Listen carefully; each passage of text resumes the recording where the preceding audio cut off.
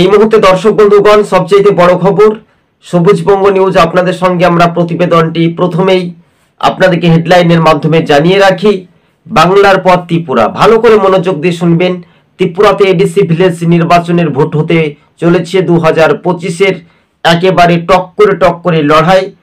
মোট সদস্যর সংখ্যা যদি আমরা দেখি তাহলে 28। এই পরিসংখ্যান বামেরা বলছে বা সিপিএম বলছে তারা ভালো ফলাফল করবে নাকি।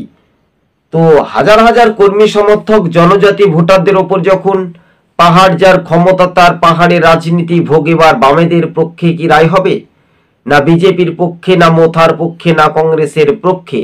তবে অবিলম্বে দেখা যাচ্ছে এডিসি ভিলেজ নির্বাচনে যখনই ভোট হোক না কেন সিপিএম এর জিতেন্দ্র চৌধুরী তিনি দাবি করছেন যে বামেরা ভালো ফলাফল করবে, মানুষ যদি ভোট দিতে পারে। তাহলে দেখুন এবার যদি আমরা পরিসংখ্যানটা যদি বলি তাহলে তো ম্যাজিক ফিগার কম করে 28টি আসনের মধ্যে 15টি পেতে হবে। তাহলে বামেরা কি সেই 15টি আসন জিততে চলেছে? এমনটাই সম্ভাবনা আরো জোরালো হচ্ছে দর্শক বন্ধুগণ।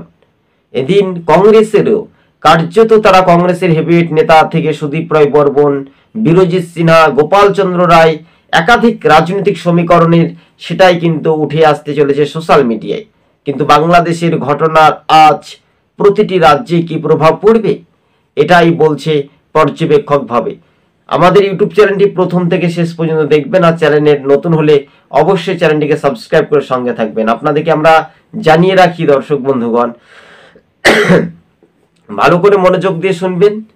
যদি আইপিএফটি মোথা এরা যদি জোটের আলাদাভাবে সওয়াল করে তাহলে রাজনৈতিক ভূমিকা বা রাজনৈতিক পারদর্শ কি হতে পারে সেটা একটা পর্যালোচনাতে আপনাদের সঙ্গে আমরা প্রতিবেদন বা প্রতিক্রিয়াগুলি তুলে ধরতে বাধ্য হয়েছি।